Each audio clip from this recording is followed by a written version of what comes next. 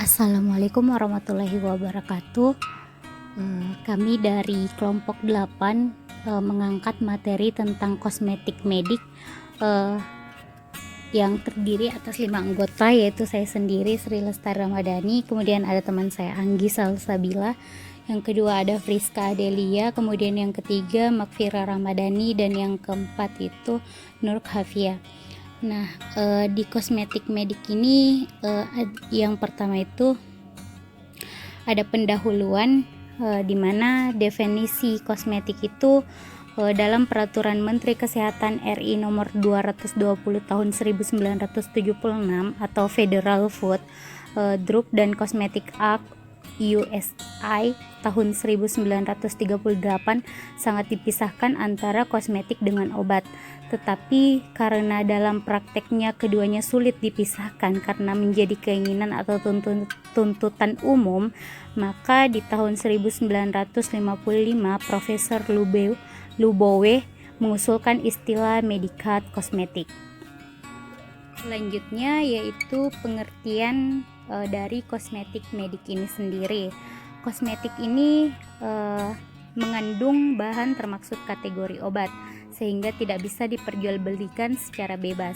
Biasanya klinik kecantikan yang menjual kosmetik medik pasti memiliki dokter atau apotik, sehingga produk yang dijual masuk kategori obat harus dengan resep dokter. Selanjutnya yaitu ada 3 golongan kosmetik pengobatan yang dapat mengatasi kelainan kulit. Yang pertama itu kosmetik pengobatan untuk mengatasi penuaan kulit, terutama penuaan kulit yang belum waktunya atau penuaan dini. Kemudian yang kedua itu kosmetik dengan pengobatan untuk mengatasi kelainan kulit, terutama jerawat dan noda-noda hitam. Kemudian yang ketiga kosmetik pengobatan untuk mengatasi kelainan kulit kepala dan akar rambut, misalnya ketombe, kulit kepala berminyak, dan kerontokan rambut yang abnormal. Selanjutnya yaitu bahan aktif. Bahan-bahan aktif yang digunakan di dalam kosmetik pengobatan diantaranya yaitu vitamin, hormon, enzim-enzim, klorin betaine derivat dan garam-garamnya, sulfur dan sulfuric ingredients, bahan-bahan iritan, alension, azulan, preparat, dan protein. Yang pertama yaitu vitamin. Vitamin A. Retinoid atau retinol memiliki kemampuan biologis yang sangat penting dan bermanfaat bagi kulit, terutama untuk mengatasi masalah jerawat, penuaan, kelainan kulit seperti psoriasis, dan lainnya. Retinol memiliki efek iritasi terhadap kulit lebih rendah jika digunakan tidak lebih dari 1,6%, sehingga aman digunakan pada wanita hamil. Kelebihan retinol lainnya adalah mampu menangkap radikal bebas, dapat meningkatkan sistem imunitas tubuh, dan tidak bersifat photosensitizer. Vitamin B kompleks. Vitamin B kompleks terdiri dari vitamin B1, B2, B3 atau niacin, B5 atau D-pantenol, B6 piridoksal atau piridoksamin, B12, folik asidum, nikotilamid, dan lain-lain. Kekurangan pantotenik asidum misalnya menyebabkan rambut menjadi kelabu. Pemberian pantotenik asidum secara topikal dapat mencegah atau menyembuhkan keputihan rambut serta kerontokan rambut dan penyakit-penyakit kulit kepala yang lain. Vitamin C. Asam askorbat atau levoascorbic acidum yang terkandung di dalam vitamin C dapat melindungi kulit dari pengaruh buruk sinar UV yang dapat menyebabkan penuaan dini bahkan kanker kulit. Selain itu, asam askorbat juga mampu memblokir terjadinya oksidasi dopa sehingga mencegah pembentukan melanin. Vitamin D. Vitamin D sangat penting untuk penyerapan kalsium yang digunakan dalam pembentukan tulang dan gigi, mengatur fosfor dalam tubuh sehingga dapat menjaga kesehatan hati dan sistem saraf. Vitamin F. Vitamin F sangat penting untuk mensintesa jaringan lemak, mengatur kadar kolesterol, prekursor prostaglandin, hormon, dan berperan dalam metabolisme jaringan lainnya. Vitamin K. Penggunaannya di dalam pengobatan kulit hampir tak ada hubungannya sebagai vitamin, melainkan sebagai bahan yang antibakteri dan anti jamur. Vitamin K juga terbukti efektif untuk mengatasi bengkak-bengkak dan gatal pada tangan dan kaki karena pengaruh udara dingin. Vitamin H. Biotin atau vitamin H dibutuhkan untuk pertumbuhan sel dan metabolisme karbohidrat, lemak, dan protein pada siklus Krebs. Dapat mengindikasikan sehat atau tidaknya rambut, kulit, kelenjar keringat, serta saraf dan sumsum tulang belakang. Selanjutnya yaitu vitamin E terbagi menjadi dua, yaitu 1. A. Tocoferol yang bersifat lipolofik, memiliki aktivitas biologis tinggi dan berfungsi sebagai antioksidan.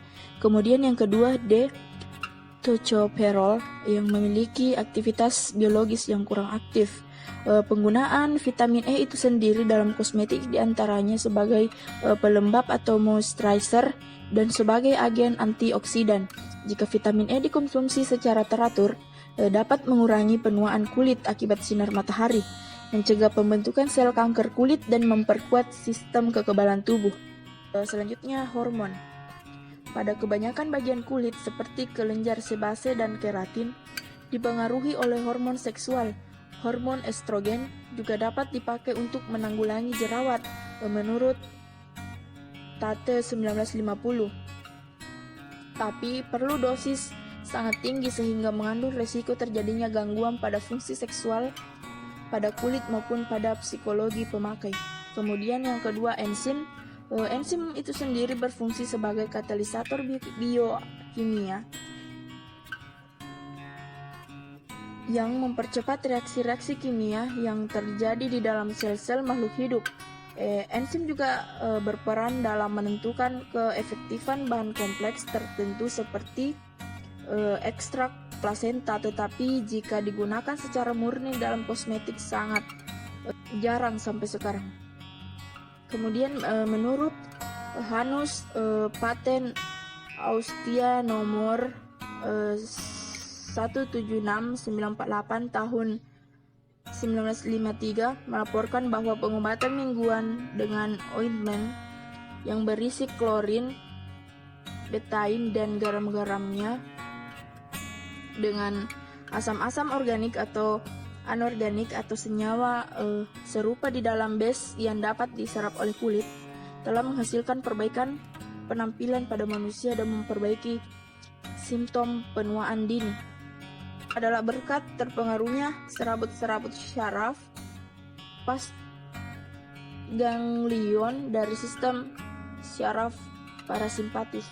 Kemudian sulfur dan sulfuric ingredient.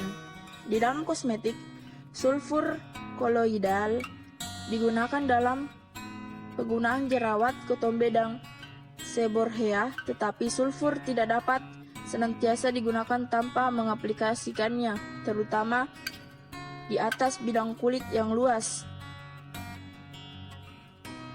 Kadang-kadang menimbulkan juga iritasi, demikian juga dengan selenium sulfida yang banyak digunakan dalam preparat untuk penyembuhan kelainan pada kulit kepala.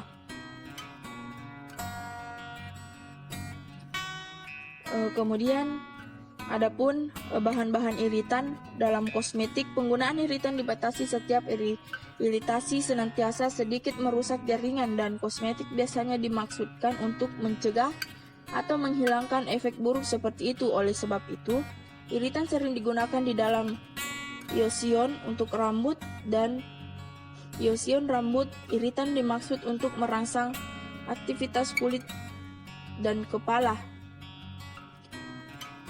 dan dengan demikian merangsang pertumbuhan rambut. Dan selanjutnya itu ada alatoin. Alatoin ini digunakan dalam pengobatan luka karena mempercepat pembentukan sel baru dalam proses penyembuhan karena efek perangsangan tumbuhnya sel-sel baru ini dikombinasikan dengan sifat non-toksis dan kompatibilitas dengan kulit. Beberapa ahli menyarankan pemakaian alatoin dalam jumlah kecil di dalam semua produk kosmetik menurut Moka 1964. 8. Asolon. Asolon bahan aktif dari ekstrak chamomile dalam dosis yang sangat kecil juga dapat mencegah peradangan, sedangkan dalam dosis besar dapat menyembuhkan. 9. Preparat dan protein. Gerhardt 1957 melaporkan hasil penelitiannya yang menggunakan bahan-bahan tersebut di dalam kosmetik. Molekul-molekul protein yang besar, misalnya kasein, tidak dapat diserap oleh kulit. Protein-protein dapat digunakan sebagai bahan pembuat lapisan film di atas kulit, misalnya kasein di dalam krim pelindung kulit. Bahan pengental larutan, misalnya gelatin, untuk masker wajah dan penyamar keriput, atau pembawa bahan aktif di dalam sediaan bubuk, tetapi tidak dapat sebagai bahan aktif biologis. Bahan kompleks yang mengandung bahan aktif. Bahan kompleks yang digunakan dalam kosmetik adalah senyawa yang berasal dari hewan atau tumbuhan yang secara kimiawi tidak berseragam. Bahan kompleks alam secara individual. Minyak kaya vitamin, misalnya cod liver oil, avocado oil, dan lain-lain.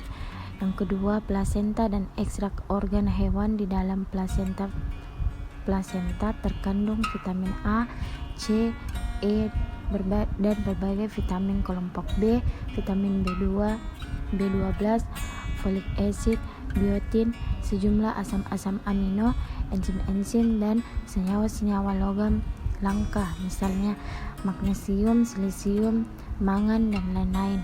Yang ketiga, ekstrak tunas tumbuh-tumbuhan. Ravesti berhasil mengidentifikasi adanya bahan yang merangsang pertumbuhan di dalam kecamba berbagai tanaman seperti apel, tomat, dan lain-lain, dan ia memberi nama trepones yang memiliki efek kosmetik baik. Memang kerjanya lebih lambat daripada ekstrak embrio hewan, tetapi efeknya lebih berlangsung lama. Yang keempat, sari buah dan sayuran yang dikondisikan Ravesti. Ravesti menemukan bahwa sari buah dan sayuran baik dalam bentuk murni atau dicampurkan dalam krim, susu, atau face mask memiliki efek yang menguntungkan kulit berkat kandungan vitamin-vitamin, hormon-hormon tanaman, faktor-faktor tumbuhan, dan sifatnya sebagai emolien. Namun yang agak sulit ialah dalam pengawetannya.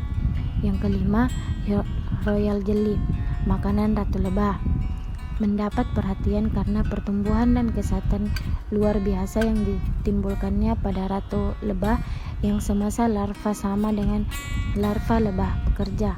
Tapi setelah memakan makanan khusus itu, badannya menjadi lebih besar daripada lebah pekerja, fertil, dan usianya 10 kali lebih panjang.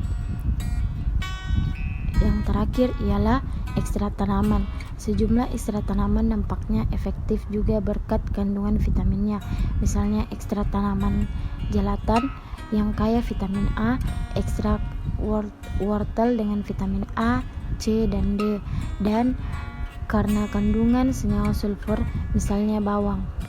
Selanjutnya, persyaratan bagi kosmetik pengobatan.